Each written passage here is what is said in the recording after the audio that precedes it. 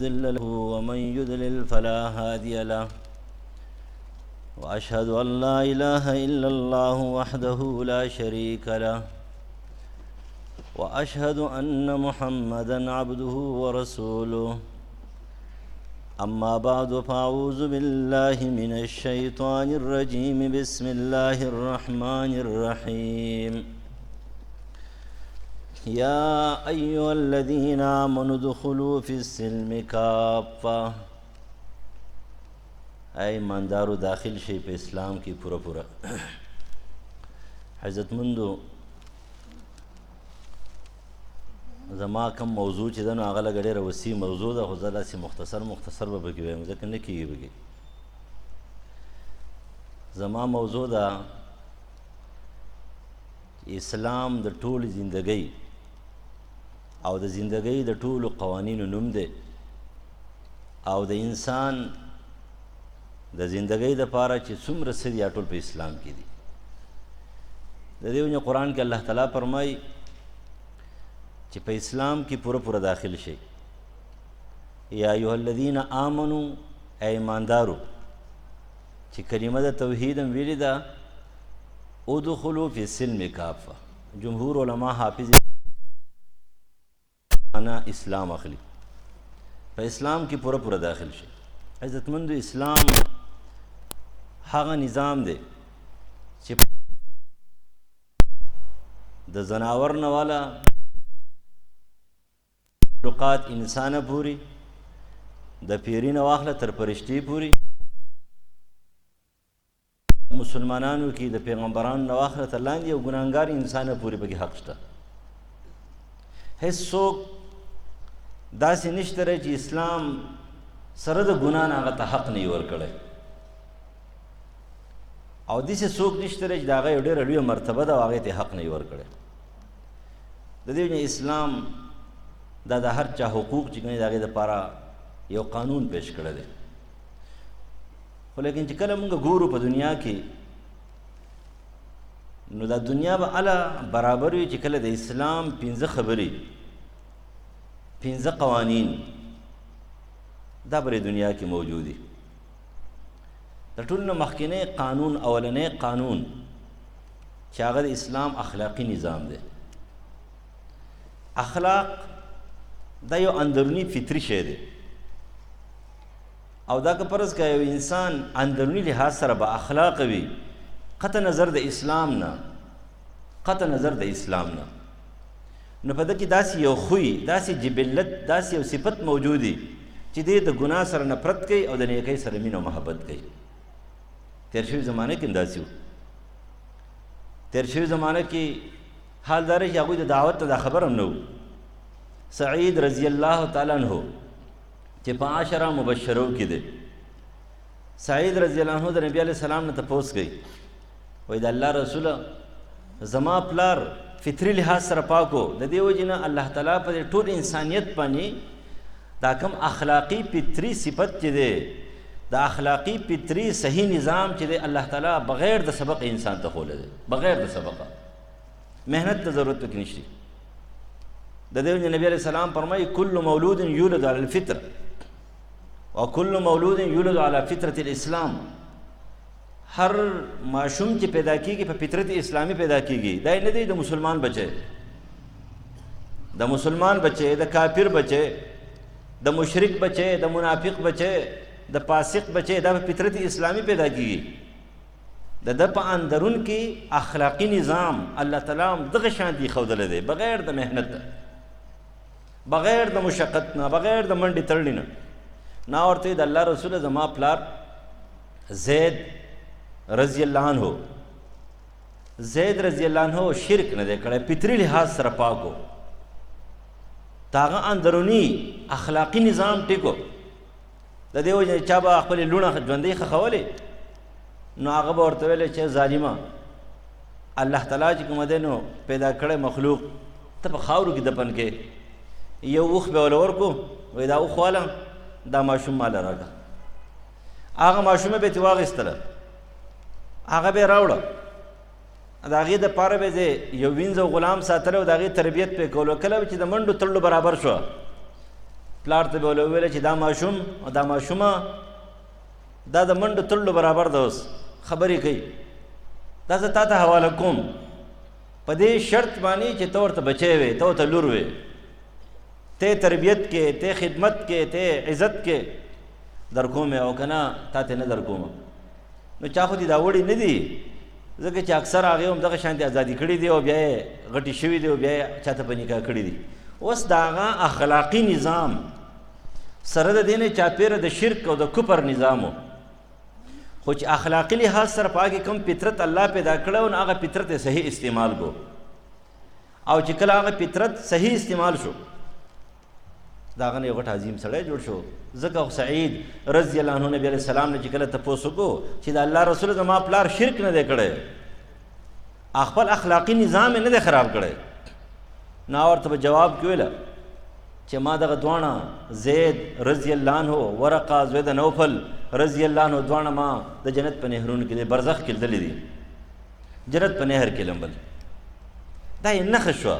د دې وجې نه په هېڅ زمانه کې هېڅ څوک داسې نه دی تېر شوی چې هغه هر درجې غلط انسان دی چې د هغه فطرت سلیمه هغه ته وایي چې دا غلط کار دی، دې ته ټیک ووایه. چېرته هم هغه ته دا غلطه خبره، دا غلط نه مزاج، دا فطرت ورته نه وایي چې دې غلط ته ټیک ووایه، دا ورته نه وایي. دروغ څومره بد شی دی، فطري لحاظ څه موجود و. د صحیح بخاري حدیث دی، حدیث هرقل. نبی علیہ السلام د صلح حدیبیې نه بعد هرقل ته خط ولیکو. کله چې خط لاړو، هرقل په هغه وخت کې په بیت المقدس ایلا ښار کې، ایلا دغه ښار دی، بیت المقدس پکې دغه کعبه ده، کور دی پکې، د الله کور دی پکې. هغه دا قسم خوړلی و، اوږده قصه ده، سورت روم کې تاسو چېرته ګورئ. قسم یې دا خوړلی و چې کله ما د آتش پرستو نه خپل ټوله دنیا خپل وطن واخیستو، قسطنطنیه مې ترې واخیستله، ما خپله ګرجا قیامه د هغوی نه ازاده کړه، صلیب اعظم چې کومه دی دا ترې ما واخیستلو، نو زه به د قسطنطنیې نه بیت المقدس ته خپې بله خپې پیدل ځم، سر تور سر منښت یې کړې وه. کله چې هغه واخیستله نه شو اخیستی، هرقل ډېر تکړه و خو اخیستی نه شو د کسرا نه. خو کسرا اندروني په اندرون په کور کې چې کوم سړی شکار شي، کله سړی په خپل کور کې شکار شي د اختلاف وکنه، نو هغه اغیارو ته چې کوم د خوړلو دپاره ډېر اساني. سړی په خپل منځ کې اختلاف وي، په کلي کې اختلاف وي، کله د یو بل سره وراني، نو بس بهر خلک چې دی نو په هغې باندې حمله کولی شي، خو چې کله کله روغ وي د یو بل سره برابر وي، بیا دښمن په هغې حمله نه شي کولی. نو هلته هغه اندروني لحاظ سره شکار و، د بچو سره خانداني لحاظ سره شکار شو، بس ختم شو، هغه یې مړ کو او د هغه نه خاري یې لاړې. هغه راغی د قسطنطنیې نه بیت المقدس ته راورسېدلو. کله چې هلته راغی په دې لاره باندې هغه علم نجوم کې ماهر و، په خپل شیطاني وسوسو کې ماهر و، شیطانو ته کهانت کولو، نو په علم نجوم کې څه نشته دی، ستورو کې سوا د دریو صفتونو نه علاوه نور هېڅ کار نشته. یو کار یې دا دی، دا د اسمان ښایست دی، زینا السماء الدنیا بمصابیح. دویم نمبر دا شهاب ثاقب دی، دا شیطانان ولي. او دریم نمبر دا دی چې په دریاب په وجوبو کې خلقو ته د شپې لارې ښیي.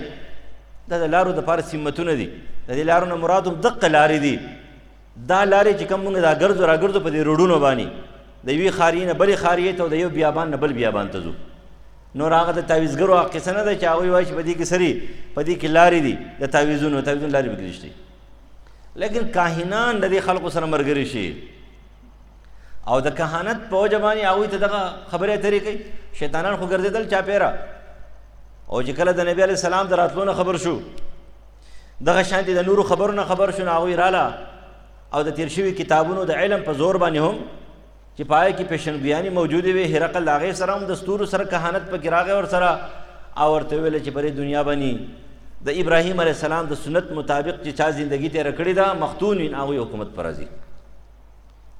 نو چې کله هغه معلومات وکړه چې دا خلک څوک دي، دا خو یهود دي، د یو دم فیصله وکړه چې څومره دنیا کې یهود دي دا ختم کا، دا د دنیا نه ختمول پکار دي. خو په زړه کې دا شک و چې یهود حکومت نشي کولی، یهود د حکمرانۍ خلق نه دی، هغوی د سازش خلق دی. ګوره سازشي خلق هغه حکومت چرته نشي کولی مشري. سازشي خلق په خپله په سازش کې نښلي، ځکه تاسو پښتو کې وایئ که نه، وایي د بل په لاره کې کوی مه کنه ته به ستا به هم د هغې کوی په غاړه باندې به لار شي. اصل کې سازشي خلک مشران نشي جوړېدلی. څومره مشران چې که نه هغه ذهني لحاظ سره پاکي، ذهني لحاظ سره. یهود چې کوم دی ذهني لحاظ سره پاک نه دي. د ده په ذهن کې دا خبره وه چې یهود خو نشي جوړېدلی، خو لیکن بل قوم داسې نشته دی چې د ابراهیم علیه السلام د سنت مطابق د خپلو ماشومانو په دغې طریقه باندې خطا نه کوي، بله طریقه نشته. نو بس هغه ویل چې یهود ختم کوي. لیکن ناګهانه دوی دا په بیت المقدس کې ناست دي، هلته چې کومه دی نو دې مشوره په دې خبره باندې روان دي چې ناګهانه یو الچي راغی، ورته وایي چې یو استازی راغلی دی د جزیرة العرب نه، د یثرب نه، یو خط یې راوړی تا ته. بس هغه چې تپوس وکړو یو دم خط نه مخکې تپوس کوي د استازي نه، تاسو مختون یئ؟ ویل چې او. نو هغه ورته ویلی چې بس حکومت په دوی کې یهود نشي کولی. لنډه خبره همداره په دغه وخت کې هغه ویلی چې چاپېره په دې ماحول کې وګورئ چې د عربو د جزیرة العرب داسې څوک یو قافله موجوده وي هغه راولئ. کله چې قافله راوستله په قافله کې د مکې مشرکان دي، ابو سفیان رضی الله عنه اسلام نه قبول کړی، هغه د قافلې سردار دی. هرقل ورته ویلی چې د آخري پیغمبر سره نږدې په خاندان کې څوک دی؟ نو ابو سفیان رضی الله عنه ورته چې زه په خاندان کې تره کېږم. ویل ښه ته راځه کښېنه. نو هغه سره خبرې کولې اوږد حدیث دی، خو لیکن لنډه خبره دا ده چې د هغه اخلاقي نظام فطرت سلیم هغه ته د دروغ اجازت نه ورکوو، د دروغ اجازت نه ورکوو. ورته وویل چې په زړه کې مې دا وه چې ورته ویم دروغ مې ورسره په دې صلح حدیبیه کې شریک کوله، چېرې دروغ ویم او د نبي علیه السلام په شان کې څه ګستاخي وکړم. خو یو دم مې ذهن ته راله چې زما دا ملګري دا به بهر وایي چې هلکه تا اخلاقي نظام سره هم دومره بدباد یې چې تا دروغ ویله. ویم مال دا ملګري به لاړ شي هلته په مکې کې خلکو ته وایي چې تاسو داسې مشر دی، داسې سردار هم دی چې هغه د لوی بادشاه مخې ته د نبي علیه السلام په شان کې دروغ ویله، د نبی علیه السلام په شان کې دروغ ویل.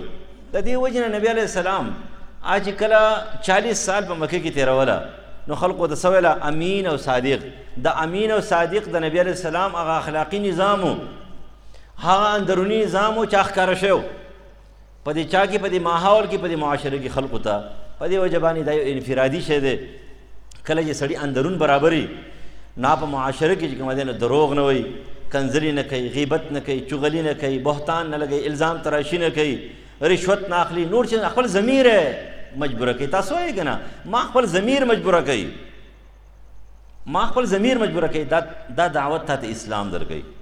اسلام درته وایي ته په دې باندې پیدا یې، جبلي اخلاقي فطري طور باندې ته پیدا یې چې خپل اخلاق خپل ضمیر چې کومه دی نو څه کا دا استعمال کا. د دې وجې خلک وایي که نه اول خپل مفتي صاحب نه تپوس وکړه. د ټول نه غټ مفتی د انسان خپل ضمیر دی، خپل نفس دی، او هغه پرشته دی کوم د انسان په اندرون کې سره دا موجوده ده. دا اولنۍ اخلاقي خبره ده. نو خبره اوږده مختصر کومې، ټایم کم دی. دویم نمبر اسلام چې کومه دی نو هغه سیاسي نظام ورکوي. سیاسي نظام دومره بدنام شوی دی چې د سیاست په دې معنا باندې نه عوام پوهېږي نه خواص پوهېږي. خو چې کله لفظ د سیاست د منبر په سر باندې راغی ملا بدنام، که د جلسې په سټیج باندې راغی جو هغه سټیج والا سړی بدنام، او که دغه شان دي چېرته په اخبار کې چا ولیکل جو هغه بدنام، او که چېرته په کتاب باندې پاسه سیاست لفظ راغی جو هغه بدنام. حال دا چې سیاست د هر مسلمان دپاره یو بنیادي جزء اهم دی. سیاست څه ته ویل کېږي؟ بنیاد ته وایي. د هغې بنیادي 3 خبرې دي. تر څو پورې چې 3 خبرې په انسان کې نه وي د ده سیاست چې کوم برباد دی، دی مسلمان نه دی. 3 خبرې دا بنیاد دی د سیاست. نو دویم نمبر اسلام تا ته نظامی سیاسی درکوي، سیاسی نظام دله درکوي. نمبر 1 توحید، نمبر 2 رسالت، نمبر 3 خلافت. 3 خبرې چې د دې شوق ذوق تا کې نه وي، دا په تا کې موجود نه وي، ته سیاستدان نه، ته سیاست باندې برابر نه، ته بنیادي لحاظ سره مسلمان نه. دا معنی ده. اولنۍ بنیادی خبره سیاست نبی علیه السلام د دعوت د اولنۍ کړۍ نه شروع کړی دی. د اولنۍ کړۍ نه سیاسی نظام اخلاقی نظام خود د نبوت نه مخکې و، او سیاسی نظام د اولنۍ دعوت سره شروع کړی چې قولوا لا اله الا الله تفلحون. لا اله الا الله تفلحون. په دې لا اله الا الله محمد رسول الله کې 3 خبرې موجودې دي. نمبر 1 توحید د الله وحدانیت ومني. نمبر 2 د دې توحید در رسولو د پاره چې کومه طریقه کار دی رسالت هغه ومني. نمبر 3 د دغه رسول نه بعد دغه د نفاذ چې کومه سلسله د هغه ومني. دا به مني. توحید د ټولنه اهمه خبره ده. لہذا بنیادی درې خبرې چې کله دا په انسان کې راشي دې ته ویل کېږي څه شی؟ دې ته سیاسي نظام وایي. سیاست بنیاد ته ویل کېږي. بنیاد د انسان د مسلمان په دریو خبرو باندې دی: توحید، رسالت، خلافت. توحید څه ته وایي؟ توحید د الله یووالی. الله ته هر انسان مطلوب نه دی. امهات المؤمنین حضرت عائشہ صدیقہ رضی اللہ تعالی عنہ هغه یو ځل نبی علیہ السلام ته وفرمایل چې د یو کس په باره کې تذکره وکړه، ډېر ښه سړی و، د شرک په زمانه کې ډېر ښه کارونه کړي دي، هېڅ یو ګناه یې نه ده کړې، هېڅ یو ګناه یې نه ده کړې. نبی علیہ السلام ورته به جواب کولی چې یو ځل لا اله الا الله هم نه دی ویلي. که لا اله الا الله یو ځل ویلی وی چې دې بنیادي لحاظ سره سیاست په ده کې راغلی وی، نظامی سیاسی د برابر وی، دی به جنت ته تللی وی. لکه څرنګه چې ورقه زید نوفل رضی الله عنه یا لکه زید بن نفیل رضی الله عنه بنیادی لحاظ سره سیاستدانانو توحید ټیکو، اول نمبر توحید ټیکو، او د رسالت چې د څومره خبره راغلی وه هغه یې ومنلې وه، او په خپل ځان باندې انفرادي خلافت دا یې قایم کړی و. خلافت کله اجتماعي وي کله انفرادي وي. انفرادي خلافت دا هما او تا ټولو په ځان باندې نارینه زنانه د اورېدو سره نافظ کوي. اجتماعي خلافت لپاره به منډه وهي.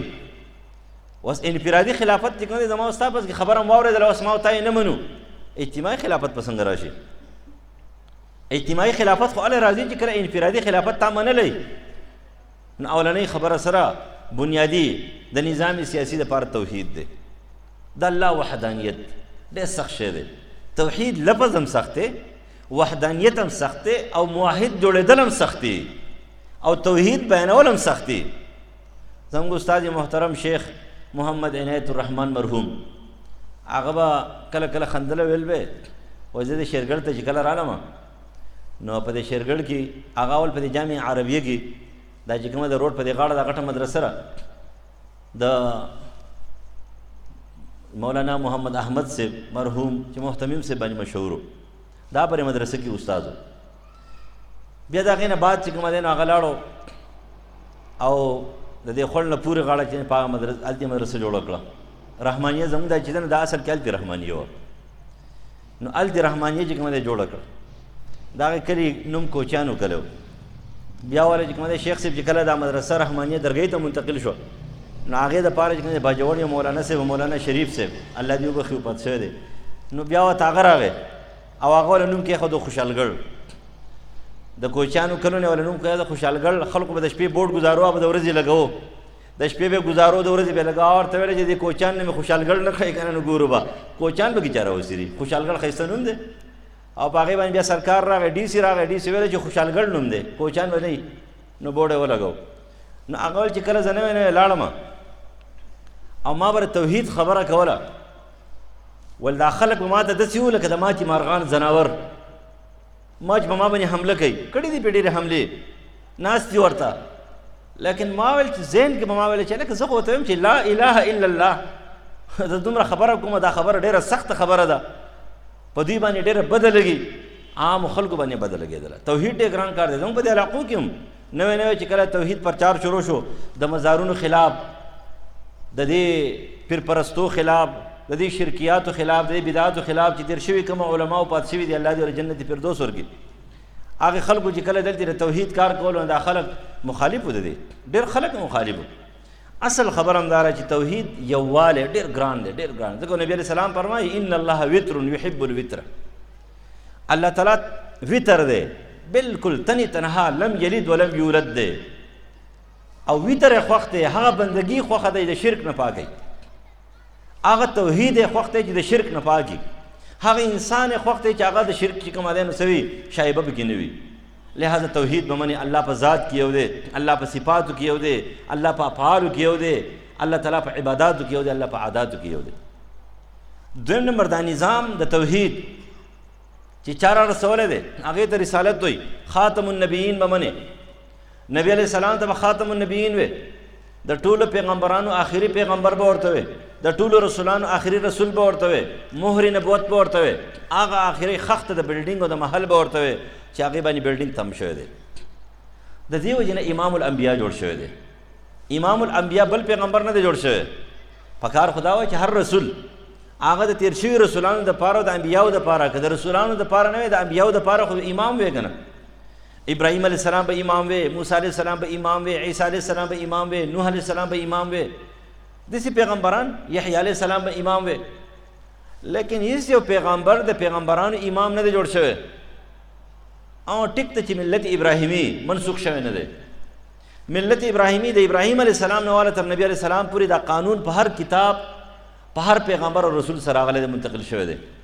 لیکن نبی علیه السلام امام الانبیا ځکه ګرځېدلی دی خاتم النبیین دی. نه د هغې نه وروسته ذلي پیغمبر شته، نه بزدوي پیغمبر شته، نه ذاتي پیغمبر شته. څوک هم چې راځي هغه به څه دروغ دعوې کوي او نبی علیه السلام وایي زما نه وروسته به راځي خلک به دعوې کوي، د پیغمبرۍ دعوې به کوي، دروغ وایي. مسیلمة الکذاب راغی، اسود عنسی راغی، طلحه راغی، خنسا، هغوی د پیغمبرۍ دعوه کړې دی. یا زمونږ په بری صغیر کې مرزا غلام احمد قادیاني راغی. لیکن دا ټول دروغ دي. او صرف دومره پاتې نبی علیه السلام فرمایي لا یبقى من النبوة الا المبشرات، پاتې نه د نبوت نه مګر مبشرات پاتې ري. مبشرات سره ښه خوبونه، خوب ته سپک مه ګورئ. ټیک ته چېرې ځان سره سوچ کړی د شپې او د څه خوراک کړی دی هغه خوبونه نه، یا شیطاني خوبونه یې د یرې خوبونه یې هغه چاته بیانومه د هغې خلاف داسې دی اعوذ بالله وایي ولاړې توکه ګس طرف ته. لیکن چې کومه ښه خوب دی نو ښه خوب ته سپک مه ګورئ. د دې ډېر لویه مرتبه یې ګورئ، ډېره لویه مرتبه. احکام نه ثابتوي، عبادات نه ثابتوي، لیکن په دې نظام کې په زندګۍ کې بعضې خوبونه داسې وي چې به ستا د انفراد سره تعلق لري، بعضې خوبونه داسې دي به ستا د کور سره تعلق لري، بعضې خوبونه دا یا به د دې کلي سره تعلق لري، بعضې خوبونه به داسې ټول وطن د اسلام سره به تعلق لري. کله چې هغه بیان کې یو سړی واوري چاته دې وویل هغې تعبیر وکړو نو د هغې د بچاو دپاره به څه وکړي، دعاګانې به کوي، نور څه به وکړي. یا به ته ځان دپاره څه کې، یا که د خیر یې فرض که بیا به د خیر چې کومه دی نو څه وي زړه به دې خوشحاله شي. نو خوب ډېر لوی حیثیت لري. ځکه نبي علیه السلام د سهارې به چې کله مونځ وکړو نو د مانځه نه بعد به تپوس هم کوو چې هلکه خوب لیدلی دی. یو ورځ چې کومه دی نو هغه ابو طفیل رضی الله تعالی عنه خوب لیدلی و. نبي علیه السلام ته ویل د الله رسوله بېګا مې خوب لیدلی چې روان وم په لاره باندې یهود ناست دي. هغه یهود علامه شوکاني د حدیث نقل کړی دی، علامه ابن کثیر نقل کړی دی، نورو علماو نقل کړی. په خوب کې ګورم یهود ناست دي داسې یو ډله. ما سلام وکړو، ما ورته ډېر ښه خلک یې، ډېر ښه خلک یې، خو که تاسو دا نه ویلی چې عزیر علیه السلام د الله زوی دی، نعوذ بالله. ول ما ته به جواب کې ویلی چې تاسو خو هم ډېر ښه خلک یې، خو که تاسو داسې نه ویلی چې ماشاء الله وشاء محمد صلی الله علیه وسلم، چې په الله به شي او په محمد صلی الله علیه وسلم باندې شي. اوس څه وکړو؟ سره د ډېر علم نه، د ډېر پوهې نه، لکه خلک ډېر پوه شوي دي د ډېر علم نه، چېرته موږ څوک دم کو چې که نه راشي راته وایي بس خو چې تا دم کو که نه سیده ښه شو، ستا په خولې کې شفا ده. نو بس هر سړی پوهه کو نه پوهه کېږي، داسې مه وایه. وایي تا دم کو الله تعالی ولې شفا ورکړه، تا دم کو الله تعالی ولې شفا ورکړه، ما دم کو الله ولې شفا ورکړه. شفا الله ورکوي، دمګره شفا نشي ورکولی. نه په دم کې شفا شته، نه په دمګرې کې شفا شته. دمګری او دم واسطه را دوایي ده، ذریعه ده. شفا ورکوونکی څوک دی؟ د الله تعالی دی. شفا الله ورکوي. نه ورته تاسو هم ښه خلک یئ، لیکن تاسو هم وایئ چې ماشاء الله وشاء محمد صلی الله علیه وسلم، په الله به شي، په محمد صلی الله علیه وسلم به شي. بیا مخکې لاړم، وایي چې کله مخکې لاړم چې ګورم عیسایان ناست دي، ویل ما سلام وکړو، ما ورته ډېر ښه خلک یئ، خو لیکن تاسو که دا خبره نه کولی چې عیسی علیه السلام د الله زوی دی، نعوذ بالله، عیسی ابن الله، وی هغه ته به جواب کوي چې تاسو خو هم ډېر ښه خلک یئ، خو که تاسو دا نه ویلی چې ماشاء الله وشاء محمد صلی الله علیه وسلم. سهار چې خوب بیان کو نبی علیه السلام ته، نبی علیه السلام ډېر زیات خفه شو. منبر ته وختو، خلکو ته تقریر شروع کړو او ورته وایي چې ای خلقو، یا ایها الناس، ای خلقو، تاسو ما د الله سره شریک ګرځوئ، تاسو دا جملې وایئ، داسې وایئ چې ماشاء الله وحده لا شریک له، یوازې په یوازې په الله به شي چې هېڅوک ورسره شریک نشته دی، بالکل یوازې دی. او د هغې نه بعد که خامخا یو کار وي انساني طاقتونو سره یو کار وي چې انسان ته تحوله کوي چې هغه له سبب شي او ذریعه شي، نو بیا داسې وایه چې ماشاء الله وحده لا شریک له ثم ما شئت، بیا د روپۍ واخله ما له بازار نه ټماټر راوړه، داسې وایه. داسې مه وایې چې په الله به شي په تا به شي، نه، په الله به شي. هر څه د الله په اراده باندې کېږي. ته دا پیسې واخله، ماله دا کار وکړه، لاړ شه بازار ته او دا شي راوړه. نو هغه نبي علیه السلام د شرک نه ډېره منع کړه. تاسو ته پته ده الله تعالی زمونږ دا نظام اسلامي دومره محفوظ کړی دی د شایبو د شرک نه. په تېر شوي زمانه کې د تحیې او د سلام دپاره سجده وه، خلکو به سر ښکته کوو. نبی علیه السلام وفرمایل چې سر به څوک نه ښکته کوي چاته. دویم نمبر، څوک به چاته پاسي نه په اعتبار د تعظیم سره.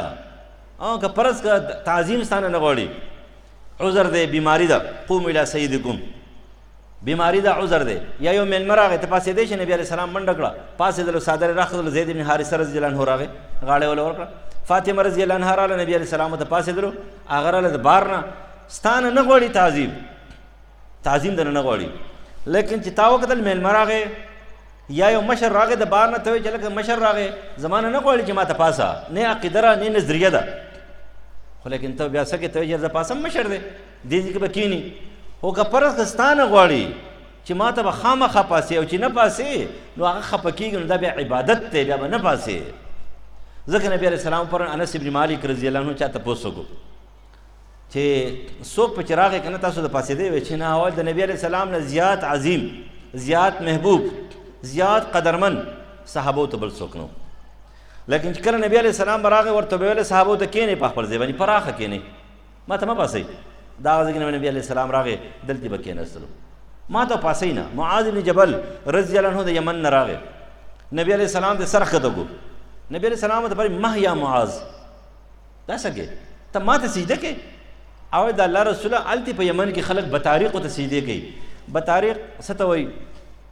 عام علما د لغت ماهرین ترجمه د هغې کوي، دا ماهرین د دین، ماهرین د دین، استادان، پروفیسران، علما یا مشایخ.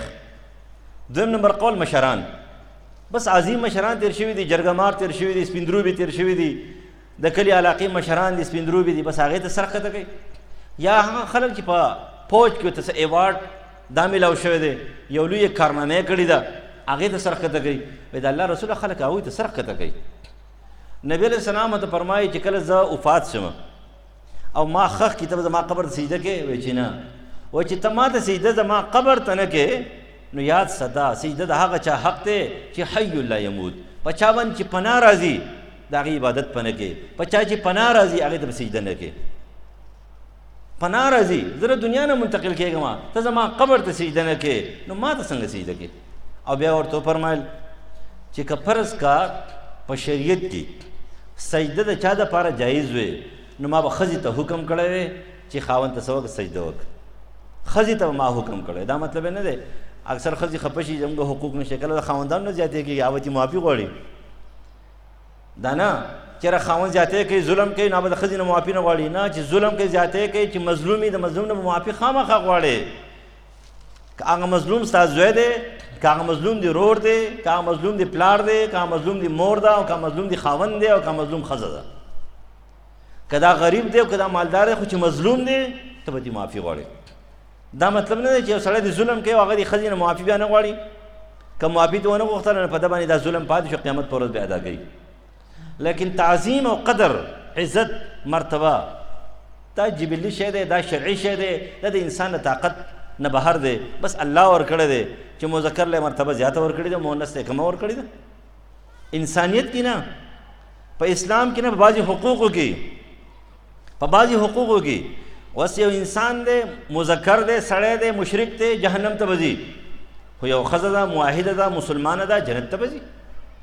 یو سړی دی فاسق دی او فاجر دی، هغه ته به سزا میلاویږي. یوه ښځه ده هغه نیکه ده، صالحه ده، پاک دامنه ده، هغې ته به چې دی نو لوی لوی مرتبې میلاویږي. دا تقسیم الله تعالی د انصاف کړی دی. لیکن په دې دنیا کې چې دا کومه طریقه ده د بعضې د اونچ او نیچ، دا د بعضې حقوق په وجه باندې وي، د بعضې ضروریاتو، د بعضې کارونو، د بعضې مجبورو، د بعضې قوتونو په اعتبار سره دا وي، نو د سجدې اجازت نشته دی. اوس وګورئ الله تعالی د توحید د حفاظت لپاره په آخري شریعت باندې هر څه ختم کړ. علامه قاسمي نقل کوي تفصیل محاسن التاویل کې، عمر رضی الله عنه یو ځل روان دي چې کتل وی کتل خلک داسې ونې دي هغې له راځي، وایي دا خلک څه کوي؟ ویل دا هغه خلک دی دا راځي دلته چې دلته نبي علیه السلام د دې ونې ته خپله توره اچولې وه او دا هغه ونه ده نو دلته لمونځ کوي. عمر رضی الله حیران شو چې زما دور خلافت او په دې کې خلک اوس راځي دلته لمونځ کوي، اوس خو دې ونې ته سجده نه کوي. خو لیکن څه زمانه پس په دې ونې خلک عبادت شروع کړي، یو دم ورته په غازي کې پړاو واچولو، دا څومره ونې چې دا ټول یخ نه وباسئ، دا ټولې ختمې کوي. هر څه ختم کړه، پوج هلته سوځي ودرو، دلته څوک په نه راځي، پابندي ولګوله. لہذا شریعت اسلام السلام علیکم د سلام د سر د ښکته کولو په ځای باندې راوړو. ولې؟ ځکه چې توحید برقرار پاتې شي، شرک پکې را نشي، شایبه د شرک پکې را نشي. نبی علیه السلام وفرمایل زما قبر دا به په دن نه وي. ولې به دن نه وي؟ ویل ما به بهر جوړ کړی وی، خو لیکن دا خلک به بندګي شروع کی او په آخري ټایم کې بار بار به ویل الله دې په یهودو عیسایانو لعنت راولېږي، د پیغمبرانو د نیکانو صالحانو د قبرونو نه عبادتګاهونه جوړ کړي دي. موطای مالک نقل کوي او همدغرنګه علامه بدرالدین عیني عمدة القاری کې نقل کوي. عایشه رضی الله عنها راله ابوبکر صدیق رضی الله عنه ته فرمایي چې د الله چې پلار ما بیګا خوب لیدو. څه خوب دی ولیدو؟ وایي ما بیګا دا خوب لیدو د اسمان نه یکې به بادیګرې یوه سپوږمۍ را روانه ده، 14مې سپوږمۍ. یو سپوږمۍ راله زما د دې کور په دې چت کې راننوته، په دې ځمکه کې دننه لاړه. بیا مې کتله بله سپوږمۍ راله، هغه ننوتله لاړه. بیا درېیمه راله. نو ابوبکر صدیق رضی الله عنه وخندل، ویل لور ویل یوه سپوږمۍ خو ښخه شوه چې د ټولو نه عظیمه سپوږمۍ وه. نبي علیه السلام ستا په دې حجره کې دارې ښخ شو که نه، خو چې هغه دوه بختور خلک به څوک هغه دوه عظیم خلک به څوک چې هغه د دې نه وروسته وفات شي او هغه ستا په دې حجره کې ښخېږي. نو هغه دوه کسان څوک وو؟ ابوبکر صدیق رضی الله تعالی عنه او عمر فاروق رضی الله عنه چې هغوی دواړه وروسته وفات شو، هغه هلته څه شو؟ ښخ شو. اصل خبر همداره توحید په العبادات په العادات تا ټول به یو ځای کې نو ځکه الله تعالی موحد سړی خوښ دی. دویم نمبر رسالت. د نبی علیه السلام سره مینه حقیقي مینه به وي، هله به رسالت منې. چې نبی علیه السلام سره دي د هغه د سنت سره دي حقیقي مینه نه وه، حقیقي مینه. تا ته د یهودو د عیسایانو په رسم و رواج کې، د هغوی په ډول سینګار کې، د هغوی په ناسته پاسته کې، د هغوی په لباس کې کله هم تا ته چې دی نو څه ځان ښایسته ښکارېدو نو ته پوه شئ ستا د پیغمبر د سنت سره مینه نه ده. نن سبا ډېره زیاته یو بدعت ختمیږي بل بدعت راځي، بل بدعت ختمیږي بل بدعت راځي. اسلام مکمل ضابط حیات دی، خو لیکن چا منلی نه دی، چا منلی دی. ډېر ګران کار دی، ډېر ګران کار دی. اوس وګورئ که نن سبا خلک چې تاسو خفه نه شئ نو برډ ډے چې کومه دی نو دا منع وهي. تاسو ته پته نبی علیه السلام چې وفات شوی پیدا شوی دی، د نبی علیه السلام په 53 کال کې د رسول الله یوم ولادت نه مناو شوی، د خلفاو راشدینو په دور کې نه دی مناو شوی، د صحابو قرن چې په 110 هجري کې ختم شوی دی، د 110 هجري پورې د صحابو په قرن کې یوم ولادت نه مناو شوی. بیا د 300 نه بره د 300 نه بره هجري پورې د تابعینو دور ختم شوی دی، په دې کې د نبی علیه السلام یوم ولادت نه مناو شوی. د خیر القرون تبع تابعینو دور تیر شوی دی، 600 هجري پورې یوم ولادت نه مناو شوی. اگر که کوشش یهودو کړی دی په هر زمانه کې، عیسایانو کړی په هر زمانه کې، نن سبا خلک کوي کیک جوړ کا، په هغې باندې دا شی ولیکه، مومبتۍ پې ولګوه. دا ټولې خبرې تا ته وړې خبرې ښکاري، لیکن دا ستا د اسلام نه ډېره غټه دوري ده، ډېره غټه دوري. ماشوم عقیقه ونه شو صحیح طریقې باندې، خلک نن سبا عقیقې کوي، هغه چې دی نو لاړ شي په شادي حال کې چې کومه دی نو هلته شادي حال بوک کې یوم عقیقه کوي. لکه یوم عقیقه دې ته نه وایي، عقیقه و دې ته ویلی کېږي په خپل کلي کې چې کومه دی نو که فرض که ماشوم الګ دی او ستا وس کېږي نو 2 ګډان 2 سیلي 2 ګړي 2 بیزې ګډ او بیزه ګډه او سیلی او بیزه نه یو جنس نه ته حلال کا. که وس دې نه کېږي یو وس دې کېږي یو حلال کا، او که د یو وس دې نه کېږي هسې صدقه بیا خیرات وکړه بیا خیر دی. نو چې ستا وس کېږي ته لوبیا پخې، ستا وس کېږي او ته چې دی نو څه کې بل څه پخې او بیا چې کوم خیراتونه کې سنت طریقې دې عمل ولرو.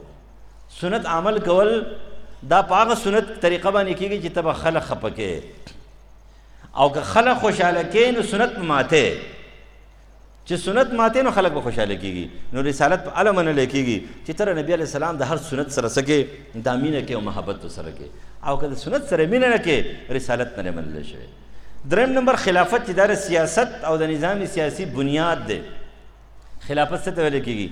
خلافت الله تعالی یو قانون درکړی دی، تعالی په دې ځمکې اختیار درکړی دی، تعالی په دې ځمکه کې یو طاقت درکړی دی، ستا په دې 5 فوټه 6 فوټه وجود باندې تعالی یو اختیار درکړی دی، ته خلافت وایي. چې څوک کله نایب شي که نه خلیفه شي نو د هغه سره څو خبرې اهمې دي. چې یو سړی دی اوس ما فرض کړه درته وویل چې هلکه ته زما دې ځای کې نایب شې دلته کښېنه، دی مستقل نه دی، نمبر 1. دی په خپله قانوندان نه دی، نمبر 2. دی به خپل اختیار نشي استعمالولی، نمبر 3. او دی به همیشه دپاره نه وي، نمبر 4. او د حدودو نه به تجاوز هم نه کوي. مونږ به په دنیا کې زندگی تیرو د خلافت زندگی، انفرادي خلافت. کم قانون چې دی دا به ټول منو، د هغې حدودو نه بهر ته نه وځو، عارضي په دنیا کې به ځان ګڼو، د الله د قانون دپاره به چې موږ منډه وهو، خپل قانون به نه جوړو، خپل اختیارات به نه جوړو، خپل رواجونه به نه جوړو، خپل رسمونه به نه جوړو، بس بیا به زموږ خلافت صحیح برقرار وي. خلافت انفرادي، خلافت اجتماعي. د خلافت اجتماعي دپاره هله منډه ترلولی کېږي چې کله ته په ځان باندې خلافت انفرادي راولي. 3 نمبر چې کوم نظام دی نو هغې ته ویل کېږي معاشرتي نظام. پیدایشي طور باندې ټول انسانان د یو آدم علیه السلام نه پیدا دي. د آدم علیه السلام نه چې کله 2 بچي پیدا شو نو په دې کې عالم، جاهل، مشر، کشر، په دې کې غوره، ناغوره، په دې کې د تور او د سپین انتظام، دا هېڅ هم نه و. در آدم علیه السلام 2 بچي. بیا 2 نور پیدا شو، بیا 2 نور پیدا شو. عبدالله زوی د عمر، عبدالله ابن عباس رضی الله عنه قصص الانبیاء ابن کثیر نقل کوي چې د آدم علیه السلام 40 بچي پیدا شو. د شل بطونو نه 6 لوڼه دي، 6 زامن دي. د دې نه انتظام جوړ شو، د دې نه معاشره جوړه شوه. دا معاشره خوره شوه، او چې کله دا خوره شوه نو په دې کې اونچ نیچ شروع شو. دا اونچ نیچ په دې وجه باندې شروع شو چې څه خلک ولګېدل هغوی لاړه ذلت طرف ته، څه خلک لاړه عزت طرف ته. چا د خپلو بچو تربیت وکړو هغه ښه طرف ته لاړه، چا د بچو تربیت ونه کړو هغه غلط طرف ته لاړه. چا چې کومه دی نو هغه د حلال روزۍ چې کوم دی لحاظ وساتلو، بچي چې کوم دی حلال خواره پاتې شو. چا د حرام خورۍ چې کوم دی لحاظ وساتلو، بچي حرام خوره پاتې شو. نظام جوړ شو، قبایل راله، نسبونه راله، نسلونه راله، خلق خواره شو په دنیا کې. نو چې په دنیا کې خواره شو اسلام ولا نظام پیش کړو. اسلام دا نظام پیش کړی، دا ټیک خبره ده. د ښه تربیت، د ښه مور و پلار، د ښه قبیلې، د ښه بحیا خلکو اثر په بچو باندې وي. دا خبره 100% ټیک ده، دا اثر په بچو باندې وي. دا چې کومه دی نه څه بعید خبره نه ده او دا د عقل نه بعید هم نه ده. لیکن غوره انسان هغه انسان دی چې مسلمان موحد وي. ان اکرمکم عند الله اتقاکم.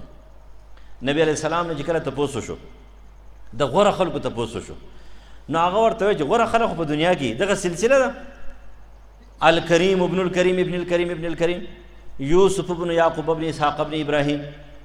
عزتمن زوی د عزتمن، زوی د عزتمن، زوی د عزتمن، یوسف زوی د یعقوب، زوی د اسحاق، زوی د ابراهیم علیهم السلام. او یا زره پیغمبران تاریخ نقل کوي دا پکې راغلي دي. دا غوره خلک دی، دې تپوس نه کوم. نو بیا ورته نبي علیه السلام وفرمیل چې غوره خلک څوک دي؟ غوره خلک هغه دي پرهیزګاران. ان اکرمکم عند الله اتقاکم. غوره خلک پرهیزګاران دي. عبدالله زوی د مبارک رحم الله یو ځل یو کس ولیدو، داسې تک تور غلام و، تک تور یختې چې کومه دی داسې لږ غوندې دي، د قد نه چت دی، پوزه یې پړیخه ده، غټې غټې شونډې دي، خپې هم داسې غټې غټې دي، خو ډېر نیک صالح و. نا ورته ته ولې خفه ناستې؟ نا ورته ویله چې بس خفه نه یم. ویل مه خفه کېږه، تا ته پته ده الله تعالی په تورو کې څومره ښایسته خلک پیدا کړي دي. لقمان حکیم ستا په شانتي و، یعنې بلال رضی الله عنه، سعید ابن مسیب رحمه الله، سید التابعین، دا عظیم خلک پکې تیر شوي دي. ان اکرمکم عند الله اتقاکم. نه په رنګ، نه په جسم، نه په مال و دولت، نه په لباس، نه په نسب، نه په حسب باندې، نه. ان اکرمکم عند الله اتقاکم. عزتمن سړی هغه دی چې هغه څه وي، هغه پرهیزګار وي. لہذا دې معاشرې ته اسلام نظام ورکو او فرق یې وښودلو چې الله ته محبوب څوک دی؟ موحد، مسلمان، پرهیزګار. الله ته چې کومه دی د ټول نه بدتر او د الله د ټول نه بدې شي کومه خلک چا مشرک وي، کافر وي، فاسق وي، فاجر وي، د شیطان رور وي، د حزب الشیطان د ډلې وي، او د رحمان ذات نه څه وي، دا لرې وي. دا نظام جوړ شو. دا جوړ شوی د چا نه دی؟ د یو فرد نه دی، د آدم علیه السلام نه. بیا ورسره حوا به یې شوه، بیا 40 کسان پیدا شو. دغه 40 کسان نه دا نظام څه شو؟ دا جوړ شو. 4 نمبر نظام چې دی نو هغه معاشي نظام دی. اسلام تا ته د معاشیاتو نظام درکوي، بهترین، د سود نه پاک، د حرام خورۍ نه پاک، د هر څه نه پاک. خلک وایي که نه حیراني ناجایز جایز ټیکسونه د یو وطن حقداري د امور سلطاني زموږ پر کتابونو کې شته. عمر فاروق رضی الله عنه امور سلطاني لګولي او جایز ټیکس چې کومه دی دا د حکومت مجبوري ده، دا به یي جایز وګورئ، ناجایز نه. اگر که عمر ابن عبدالعزیز جایز او ناجایز هر څه ختم کړي او هغه دا وویل چې د عمر رضی الله عنه دور د صحابو دور و، د صحابو دور کې ظلم امکان نه و، د ظلم امکان نه و. اوس زما دور دا خو د تابعینو دور دی، کیدای شي زه جایز ټیکسونه ولګوم او زما ورکران او زما وزیران هغه غلط طریقې باندې استعمال کړي. نو هغه ولګېدل جایز او ناجایز ټیکسونه ټوله ختم کړه. نو چا ورته ویله وزیر خزانه چې جی هر څه ختم شو. هغه ورته ویله الله رازق دی، ته ځان سم کا، زه به ځان سم کم، زه به غل نه یم، ته به غل نه. دا خلک چې ستا مشران کوم دي دا دې غله نه وي، هر څه به ټیک ټاک شي. یو څو میاشتې بعد ورته ویله جناب وایي د مالیاتو، د سرو د سپینو زرو، د کجورو، د غنمو، د وربشو د ایښودلو ځای نشته. وایي تا خو ویله چې هر څه ختم شو، ته ټیک شه جهان به ټیک شي. مشر چې ټیک وي که نه کشر به ټیک وي. یو وارې چې کله د کسرا ایران پته شو که نه د عمر رضی الله عنه په دور کې، نو د هغې بادشاه تاج تخت د هغې چوغه هغه چې دی نو راله، او چې کله راله نو هغه کس سره یو بکسه ورسره ده. نو چې هغه بکسه ده ورسره سیرت ابن هشام هغې ته اشاره کړې ده. په هغې بکسه کې په هغه کې دومره قیمتي ملغلرې دي چې عمر رضی الله عنه مخې ته جومات کې کېښودل. هغه ته حیران دریان شو. هغه ورته ویل چې لکه دا خو ورکوټې غوندې بکسه وه، هرو به دې یو طرف ته ایښودې وې، دا نور سامان به دې راوړی وی. هغه ورته ویل جناب و چې مشر غل نه وي که نه کشر غل نه وي، ته غل نه نو زه به څنګه غل شم؟ ته روغ یې، ته صحیح یې، ته سالم یې، ته برابر یې، زه به څنګه چې کومه دی نو داسې کار وکړم او بیا الله معنی نه د الله مخې ته نه یم. اصل خبره همداره چې کله بره ښه وي لاندې ښه وي، چې کله بره خراب وي که نه لاندې خراب وي. او دایي مشران غلي دي کشران غلي که نه. نو د دې وجې نه د جایز ټیکسونو اجازت شته دی، خو د ظلم د ټیکسونو اجازت نشته. ځکه ډېر کارونه په زکات نه کېږي. ته په زکات باندې څنګه کې زکات د خاص شیزونو دپاره قبضه شرط دی، به ته ورکوې ملکیت به ورکوې. لیکن ډېر کارونه یې روډونه دي څه به جوړوي نه په دې باندې جوړوي. نو اصل خبر همداره چې معاشیات نظام دا یې ورکو چې خورې به هم سکې به خو په جایز طریقه. کل ما شئت والبس ما شئت ولا تکن فی خصلتان. دا نظام به په دو صفتونو باندې په دو نقصاناتو نه بربادې. دا معاشي نظام. نمبر 1 المخیلتو، یو پتا کې تکبر ناجایز تصرفات پنه کې، د خارج نه به ناجایز تصرفات نه کې. مخیله او تکبر ویم دې ته ناجایز تصرف، پناه حق باندې یو شی استعمال، شریعت خلاف یو کار کول. اسراف پنه کې، په ظلم کې به خپل مال نه استعمالې، په حرامو کې به خپل مال نه استعمالې، په جایز دي ګټلې دی خو په حرامو کې به نه استعمالې. کله چې دواړه خبرې وي، ناجایز تصرف د خارج نه نه کې او ناجایز تصرف د خپل مال سره نه کې، بس نظام بس وي دا برابري. بیا به د هر شي تپوس کې. دغه وجه چې نبی علیه السلام ترمذي حدیث ته جمعه بازار ته راوتلو، باران شوی دی.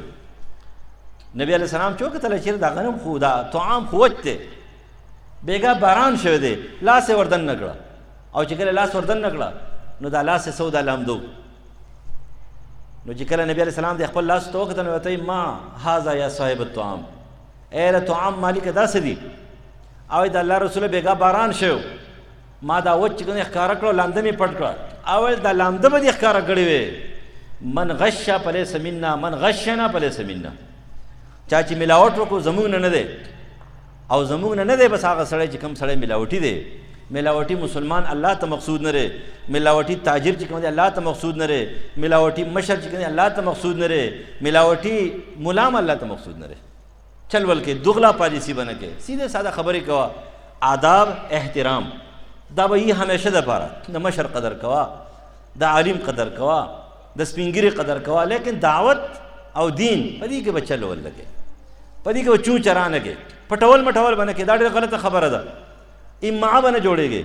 خپل مخ چهره دا بالکل ښکاره وي، دا بالکل ستره وي چې انسان ته دا پته لګي چې دا سړی د دې مزاج انسان دی، او چې سړي ته دا پته نه لګي چې دی د کومې مزاج انسان دی، دی د دې طرف دی که د دې طرف دی. تر هغې د شر نه ځان نشي بچ کولی، د خیر نه خبر نه، د شر نه ځان بچ کولی نشي او د خیر نه څه نه خبر نه. دا معاشي نظام دی. په دې کې الله تعالی مساوات قایم کړی دی په خوراک څښاک کې، خو په منډه تړله کې چې کوم مساوات نه راځي. یو سړی 2 غنټې منډه وي، یو سړی 1 غنټه منډه وي. یو سړي دماغ دومره تیز دی چې په 1 غنټه کې هغه د 20 ورځو کار کوي، او یو سړي دماغ دومره کمزوري دی چې په کال کې کومه د غنټې کار هم نشي کولی. دا دواړه په رزق کې برابرېدی چړت هم نشي. خوري به دومره رزق چې څومره زندګي ده هغه زندګي به تېروي. دا 4 نظامونه چې راله، نو د هغې نه بعد آخري نظام دی، هغې ته ویل کېږي نظام روحاني. نظام روحاني معنا دا ده چې کله تا اولنی نظام ومنو، کم فطرت ته غرض خراب نه کو، ابا او یهودانی او ینصرانی او یمجسانی، مور پلار دی یهودی عیسائی مجوسی مشرک کافر جوړ نه کو. د هغې نظام نه راووختو دی بل سیاست ته، سیاسی نظام توحید، رسالت، خلافت، دا بالکل انفراد اجتماع باندې برابر شو. کله د هغې دپاره منډه وي. د هغې نه بعد چې کومه دی چې کومه په دنیا کې د اوسېدو کومه خلق ته پای کې د اونچ او نیچ چې کومه تقسیم الله کړی دی، ان اکرمکم عند الله اتقاکم، هغې وپېژندلو. بیا د هغې نه پس خپله خېټه پاکه کړه، معاشیات یې پاک کړه، ظلم یې ونه کړو د بل سره، د خپل سره یې ونه کړو. مخکې ما تاسو ته ویلو تفسیر قاسمي نقل کوي، یو بزرګ دی هغه وایي زه رالم یو سړی وفات کېدو. ویل ما ورته وایي چې لکه ته خو دومره جاړې ولې جاړې؟ ویل هغې راته په جواب کې ویله چې بس غرق شومه. ویل ولې؟ وایي 2 د اور غرونه دي، یو مې دې جانب ته دی یو مې دې جانب ته دی. ما چې څه چل دی ولې؟ ویل داسې شی دی زما 2 تلې وې، یو تله چې کومه دی نو هغه د چا وه؟ هغه د سبحان الله وه، یو تله د الحمدلله وه. په دې سبحان الله به مې د خلقو نه اخیستل کول درانه، په دې الحمدلله به مې خرڅول کول ابه سپکو. اوس دې طرف ته مې یو د سبحان الله چې په ما ویله، د سبحان الله اور راته جوړ شوی دی، یو غر دی د اور. دې طرف ته چې کوم یو غر دی، وایه لکه توبه وباسه، توبه وباسه، پردي حقوق باره کې وصیت وکړه چې هغه پردي حقوق ادا شي. او دې هم دقه یو خبره کوي جاړي 2 غرونه دي د اور، 2 غرونه دي د اور، بس غرق شومه غرق شومه، دقه ویله ویله دنیا نه ایسته لاړ. چې معاشي لحاظ سره برابر شوې، روحاني لحاظ سره به څه شی برابر شي؟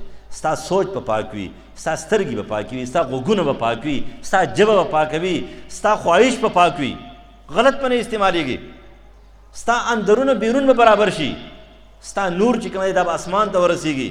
معاشره کې به تا ته خلق ښه سړی وي، فرشتې به تا ته ښه انسان وي، د الله په حکم باندې به ته عظیم انسان شي، ستا اندرونه بیرون به څه شي برابر شي. بیا چې ته سبحان الله وې بیا به عظیم سبحان الله وي، بیا چې ته الحمدلله وې بیا به عظیم الحمدلله وي، بیا چې کله ته مونځ کې بیا به د عظیم مونځ وي، بیا چې کله ته روژه نیسې دا به عظیم روژه وي. او که فرض که دا مخکې نظامونه یې ټول ګډوډ وي او ته د روحانیت کوشش کې، وظایف کې، ذکرونه کې، تلاوتونه کې، نفلونه کې، عبادات کې، نو د هغې به داسې اثر نه وي کوم اثر چې د دې سره مقصود دی. الله تعالی دې مونږ د اسلام په پوره نظام باندې پوه کړي او الله دې اسلام پوره نظام په مونږ کې راولي، په دې وطن کې راولي.